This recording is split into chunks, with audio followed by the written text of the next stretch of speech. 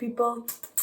In this mini video series, I would like to entertain you with the history of the shoe, or what were they made of, and what fashion trends emerged from social and economical circumstances. Wow, lots of interesting facts, and we might not have the time to cover it all. So where should I start from? First, if you do enjoy my videos, I would totally appreciate it if you would like, subscribe, and share it with friends.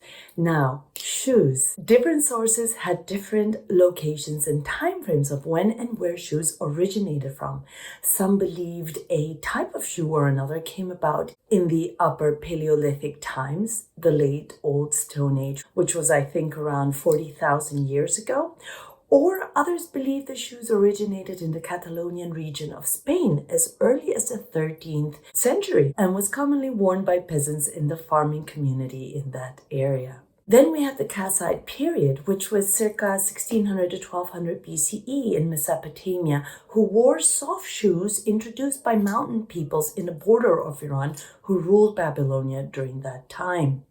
In 1938, in a cave in Oregon, sandals made from sagebrush bark that dated back to 7000 or 8000 BCE were found and considered the oldest shoes.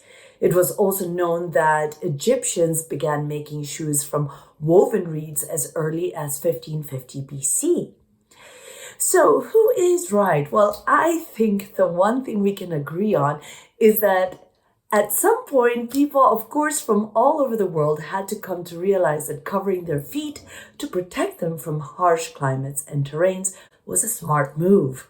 There was a wide range of materials used at the beginning, such as bark, twine, wood, animal hides, and other natural-made materials. The Mediterranean sandal, the North American moccasins, the Inuit mukluk, the Japanese geta, all have ancient roots. One of the oldest leather shoes were believed to have been found in Vayots Zor, I hope I'm saying that right, a province of Armenia. This shoe was named after the cave, Areni 1. Another type of shoe that survived through the ages are the clogs. Clogs have shown up in so many versions, from the Netherlands to northern Spain to Japan. The Dutch were the first Europeans to fashion out wooden shoes in the early 1300s and originally worn by peasants and lower classes, but became the fashionable choice of footwear by the late 14th century. They were ideal for those working in mines, farms, and in construction, since they provided support, warmth, and protection without needing to be reinforced. Clogs are derived from calceus shoes, which were wooden sole shoes from the Roman Empire, and they are still worn today, but were also the inspiration for the phenomenon that are Crocs today, launched in 2002. Other quirky and probably highly uncomfortable footwear that rose and fell, no pun intended, during the medieval period are the Chopins. These extremely tall platform shoes that could be up to 2 feet tall were all the rage in Venice in the 16th and 17th centuries, as they helped women walk through the muddy streets without getting their dresses dirty.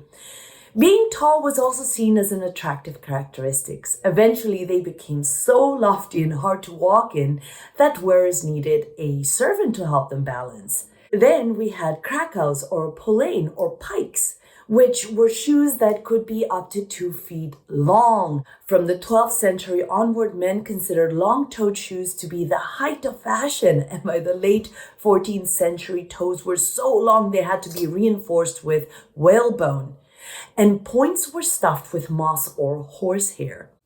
What do you guys think? What crazy shoes have you seen or worn in the past? I remember there was one time I took part in a wig company's sort of advertisement short or a promotional short, and they did an amazing job replicating Victorian dresses and shoes. But these booties were so accurate, and they had narrow soles and heels, so it was super unstable to walk in them, and I was shaking when they were trying to film my feet, like moving forward. I suppose wearing a 4-foot wig that weighed about 8 kilos didn't help.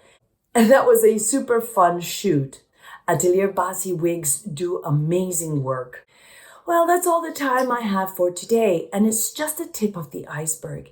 Anyway, if you've enjoyed this video, please like, subscribe, and share it with friends. I would totally appreciate it. And feel free to ask any questions in the comments below. Share the love with our tribe. I hope to see you soon. Take care. Bye.